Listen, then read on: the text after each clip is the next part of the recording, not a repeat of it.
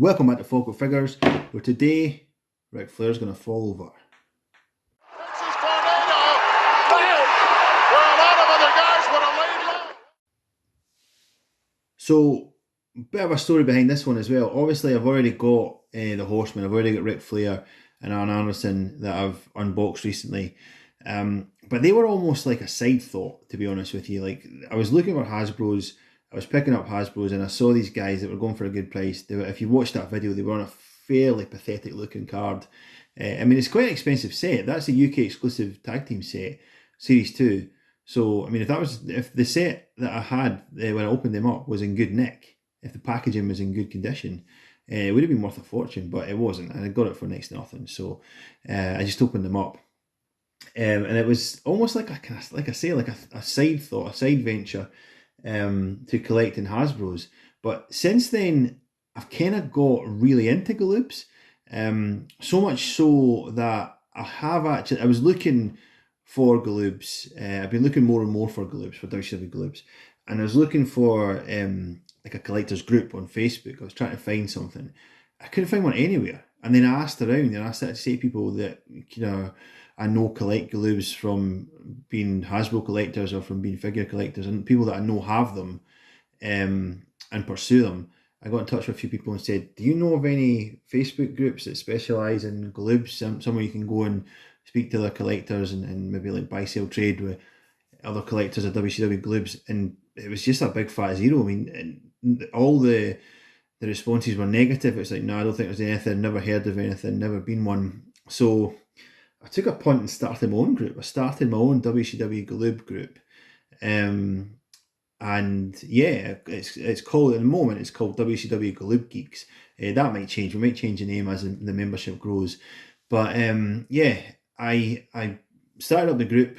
Initially, I was looking to get my hands on some NWA cards, as I mentioned in a previous grading video, where I got my NWA carded Lex Luger graded. I thought it'd be really cool to get all the NWA cards. So, I mean, I have picked up another one since then. I do have another NWA card. I think it's Scott Steiner that I've got now. I'm not entirely sure I'm happy with that because I want to get him graded. So I don't know if he's quite good enough condition to get graded or not. But I do have him. I do have an NWA card, Scott Steiner. But I'm looking for the other ones. And what I found when I started the Galoob group up was that everyone that is joining it, or a lot of people that are joining it, are also looking for NWA cards. So obviously the initial objective of looking for NWA cards might not be met because I think everyone's kind of looking for the same thing. So yeah, but my interest has grown over the last few months in Galoobs, and I'm going to be adding to my mint loose figure collection because I've got a couple of Galoobs to unbox. So the last time there was a Galoob video on the channel, it was, as I say, Arn and Rick that unboxed, but I also had another figure as well. I had Ron Simmons. The reason I had Ron Simmons, I explained this in the previous video, but I bought him. I had a Dustin Rhodes, a loose Dustin Rhodes. I forget how I got him, but I came into possession of a loose Dustin Rhodes that was in good condition, pretty good condition. So I wanted to get his really rare figure in the Galoob, or one of the more rare figures in the Galoob line. So I wanted to get him graded, but he didn't come with a belt. When I got him, he didn't have a belt. So I bought the Ron Simmons figure off eBay for like £2 or £3 at the time.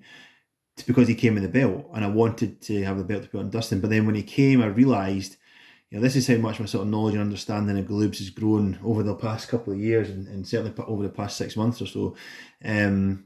Dustin needs a bigger belt than the rest of the Galoobs. So the belts that like Arn and Rick are wearing, they wouldn't fit Dustin. Dustin has a 9-notch belt. Everyone else has a 6-notch belt. So the Ron Simmons that I bought just for his belt was like redundant.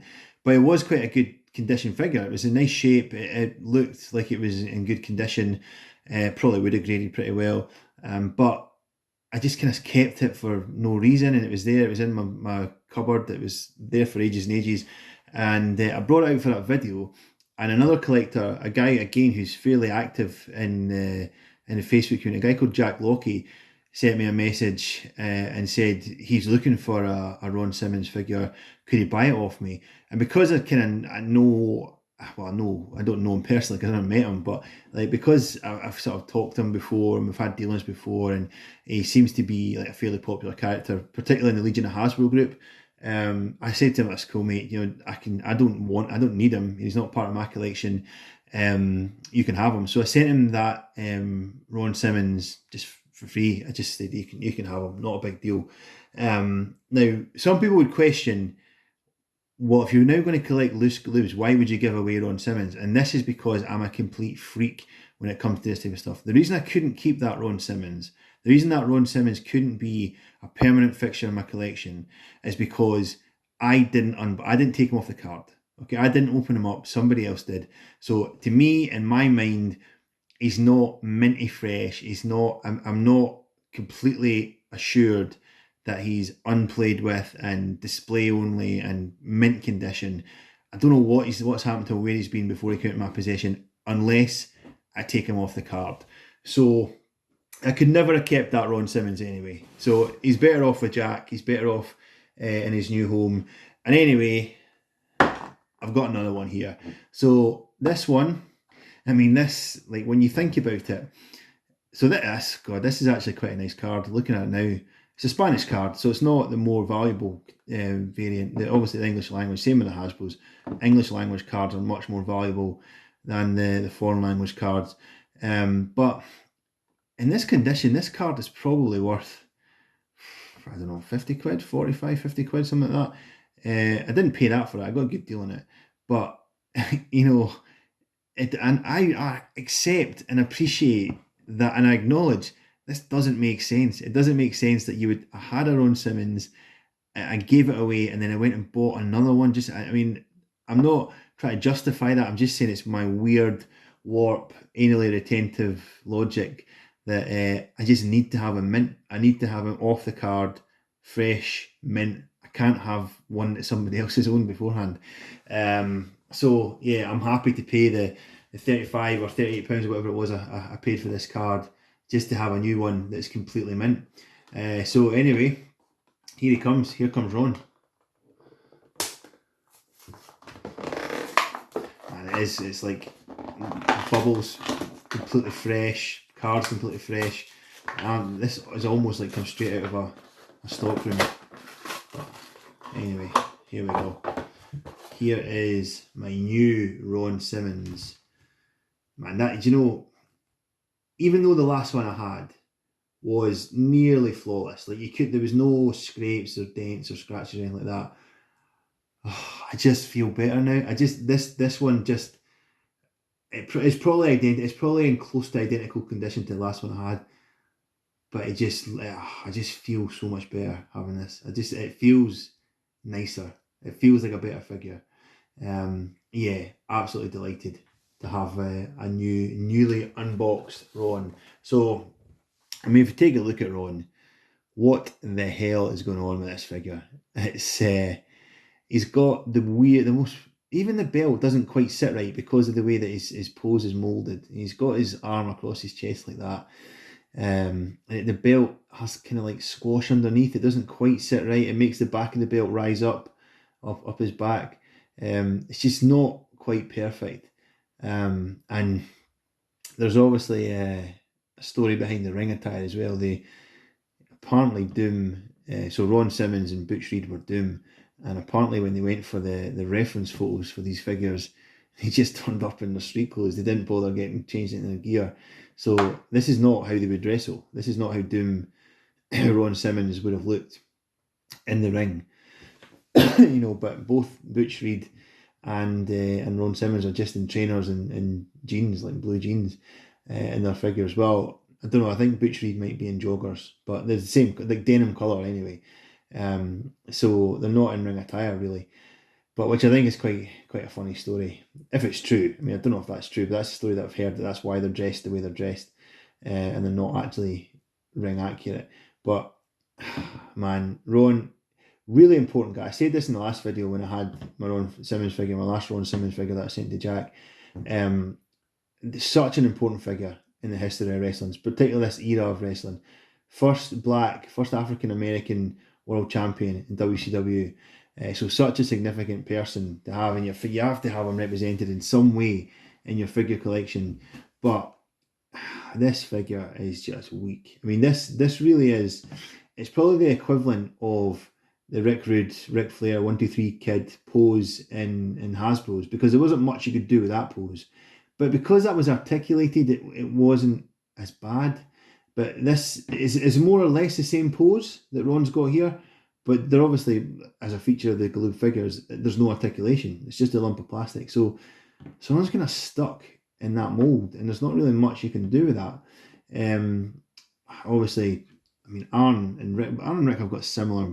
I mean, I think he's got an open hand. Yeah, Aaron's got two closed fists. That's probably the best stance you can have for these figures, because you can sort of scoop up, you can be slammed, you can be held up above their head, press slammed above the head. But we're on. Not a great deal you can do with that pose, man. Not a great deal you can do with that pose. But I suppose we're not going to be wrestling with him. We're not going to be fighting. And like I say, he's a significant player, a big hitter. So somebody you need. So happy to tick him off, add him to the collection. Yeah, good to have a Ron Simmons figure. And just looking at him there, I don't know what it is, but I just feel it's a weird. I suppose it's just like my collector's autism, if you like, my anally retentive approach to collecting. I just feel like it's like a sense of relief almost that Ron Simmons is minty fresh compared to the last one I had, even though there's probably very little difference in the two condition wise. But anyway, yeah. So got myself a Ron. So not really following any rhyme or reason. Usually with the Hasbro's, I would open them up by series, or like there was a video where I opened up the $1 Million Corporation, or I had a video where I opened up just tag team wrestlers. But there is only two series from the Galoobs, two different release waves anyway. I mean, I think technically there's three series, but there's the sort of first incarnation of the figures, then there's the repaints, and then there's the second molds that came out in the series two. So it'll probably just be sort of as and when I get them. I don't think I'm going to be sticking to series 1 videos and series 2 videos or anything like that. It'll just be as and when I get them. So the other guy, having said that though, the other guy is also a series 1 like Ron. And it will be easier to get series 1 figures than get series 2, because obviously the series 1 guys are far more common. There was just loads more of them. So unlike Ron, this guy is on an English language card, but it is in a hell of a state. The bubble is completely shot, yellowed, cracked, fallen off at the side here. English card, but the card is all over the shop. But this is Tom Zenk. So Tom Zenk is not somebody. I'm just going to open him up actually, because he's almost fallen out as it is. Tom Zenk's not someone that I have any direct memories of. Oh, he's absolutely filthy. He's not like damaged. He is genuinely in the bubble, because that bubble had a big crack at the top. There's like dust that's fallen into the bubble. I'm gonna have to get a wet wipe to him. But no, he's in good shape though. Really good neck. So Tom Zenk's not someone that I remember. I don't remember Tom Zenk when he was an active wrestler in WCW. I mean, I did watch WCW when occasionally I would come across it. People would sort of trade tapes at school and that kind of stuff. And you'd see WCW, but I don't remember Tom Zenk at all. I do remember this figure. I remember the figure from childhood, and I remember not knowing who he was, but having him anyway. I definitely had a Zenk to play with, but I didn't know who he was.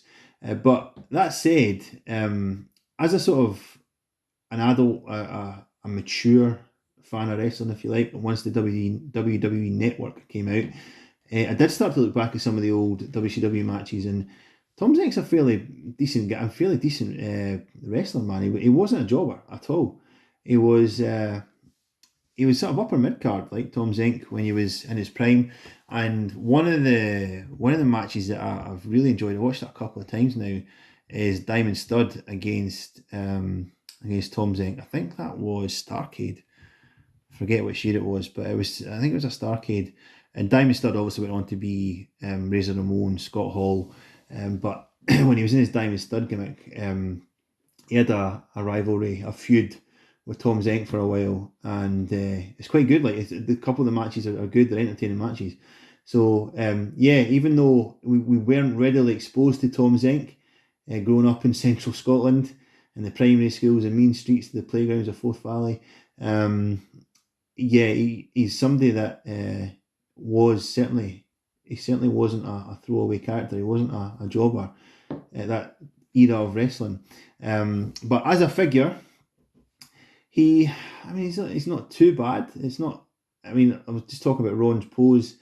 You can certainly do more with Zenk than you can with Ron. I'm not sure what his pose is. I mean, is he sort of whipping up the crowd? Is he, sort of trying to get people to start a chant or something? Yeah, USA, USA. I don't know, but certainly better than Ron pose wise. Still not as good as Arn and Flair. I think Arn and Flair still the best pose you can have, or best pose that out of the guys have got on the table at least. But Zenk, you can. I mean, you could do like a flying fist, I suppose, or a flying forearm. You can't really slam anybody. You could the start of the genesis of a slam, the start of a slam. But you can be slammed. You could be slammed. Someone could scoop him up and slam him. So yeah, I suppose playability factor. There's stuff you can do with him.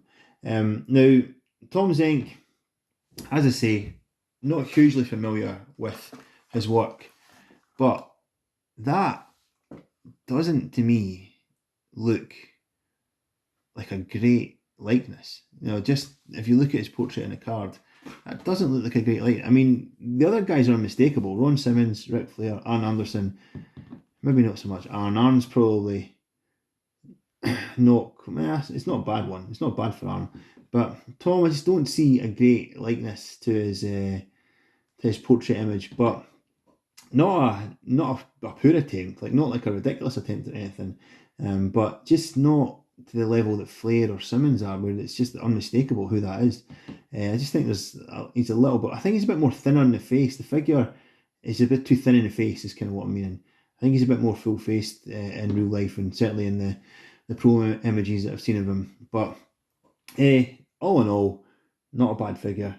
Pretty cool figure actually, and a unique figure because there was almost like a kind of a curiosity towards Tom Zenk and Barry Windham. I remember with the Galoobs, when we played with the Galoobs growing up, because everyone had Galoobs, you usually picked them up cheap, and they were just padded out your fig fed when you were playing with Hasbro's.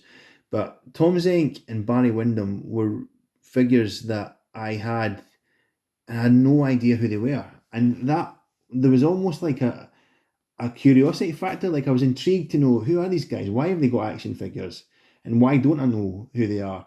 Because even though the other guys were in WCW, and we didn't really get WCW as much as we got WWF on certainly on the television platforms that we were exposed to as a kid in the 90s. Pretty much Sky Sports was where you got your wrestling, and it's just WWF. But yeah, the rest of the guys in the line, they had been in WWF. So Flair had been in WWF. Sid had been in WWF. The Steiners, obviously, they had a big run in WWF. And then guys like Sting, you just knew. I mean, even though he was WCW for life, he'd never left WCW. He was so big that you kind of knew him. If you were into wrestling at all, you knew who Sting was. And similar for Arn. I mean, Arn was in the Brainbusters, and they were in the WWF in the 80s. And that was probably before my time. I mean, I don't remember seeing Arn Anderson in the WWF, but I do remember knowing who he is. I do remember like seeing his Galoob figure, and maybe it was a subconscious thing because I had seen him on a video or something at some point in WWF. But maybe it was that. But I just remember knowing, I know who Arn Anderson is. Like thinking, yeah, I'm familiar with that name, familiar with that guy. I know who he is. Never had that feeling with Zenk though. Never had that feeling with Barry Windham. So yeah, they were figures that I enjoyed having for that reason, if nothing else. But yeah, so Zenk, he's one of these guys. Again, the Galoob line is weird, man. There's a lot of sort of questions over what happened with the whole. I mean, I know a lot of the stories, but yeah, it's all just sort of rumor and innuendo. You don't know exactly how things went until you get it from the horse's mouth, and no one from Galoob or from WCW or from Turner is going to come out and tell you verbatim, this is what happened. It's all just sort of speculation in the collector world. But Tom Zenk was slated to come out, and there are images out there on the internet of the repaint of Tom Zenk. He was meant to come out in Series 2 with red tights. So Ron came out in Series 2 with a lighter blue tights, his lighter blue jeans, and a white stripe down them. this is the Series 2 repaints for Ric Flair and for Arn Anderson. So Ric Flair came out in Series 1 with baby blue sort of colour scheme, and Arn was not hugely different. He was, and this figure is like predominantly red with white, whereas the other one was predominantly white with red, Series 1. So like most of the figures are repainted, and Tom Zenk was supposed to be repainted. And as I said, there are test shots, like screenshots, photos out there of him in his red attire, but never made it to market. They never made it to the store shelves. And who knows why that is? Because everyone else got a repaint, or most of the Series 1 guys got a repaint. Butch Reed didn't. He didn't come out as a repaint in Series 2, but there was already like a Butch Reed variant because he had the Nike ticks on his trainers initially, and then they had to repaint that because there was a copyright violation with Nike, and we can get into that if and when I get a Butch Reed figure to unbox. But yeah, interesting that Zenk was slated to be re-released in a different colour scheme and then just didn't. I wonder if it was a popularity thing. Maybe his figure just wasn't that popular and they thought there's no point in re-releasing him if the sales of the first figure hadn't gone very well or something like that. But who knows? But yeah, it's just strange that he's the one that would miss out like that. Yeah, so anyway, I could talk all day about Galoobs, could talk all day about what's going on with the line and how it ended up and all the different sort of question marks over it and stuff. But then I wouldn't have anything to talk about in the next video, or I'd be repeating myself in my next video, because there will be more Galoob videos. Like I say, I am getting deep, getting heavy into the Galoobs. I'm trying to find all the NWA branded cards mock. So just to explain what I mean by that, the bottom of Ron's card there, you can see in the corner, it says WCW, that presents the superstars of WCW. This is obviously Spanish, but that's what it says. Presents superstars of WCW. And the NWA branded, did I say NWO? I say that every time. Every time I'm talking about either of them, I'm like, did I say NWA or NWO? So on the initial wave, the 6 first figures that came out, which are Lex, Sting, the Steiner brothers, Ric Flair and Arn Anderson, that little graphic there says NWA instead of WCW. It says presents superstars of NWA, and then that was changed before all the other figures were released. So there is only those 6 figures, that first initial sort of test wave that was released in the general marketplace, that have NWA branding on the card. So those are the ones I'm looking for. As I say, I've got Scott Steiner, I've got Lex Luger. I'm looking for the other 4 mock mint on card to try and get them graded as well. But I'm going to try and get the whole line loose. I'm going to try and get the entire Galoob line in loose figure form. Now, for about 90% of the line, that'll be easy. Like, I'll get them on cards like Tom Zenk card and like cards like this, banged up, hanging about the place.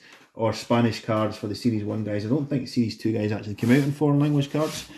But I'll get them banged up, I'll get them foreign, I'll be able to unbox them. But then it gets to the stage where, like, say, Big Josh, Dustin, and to a lesser extent, the repaints of Pillman, the repaints of Barry Windham, Sid, they'll be really expensive to get, and they're not.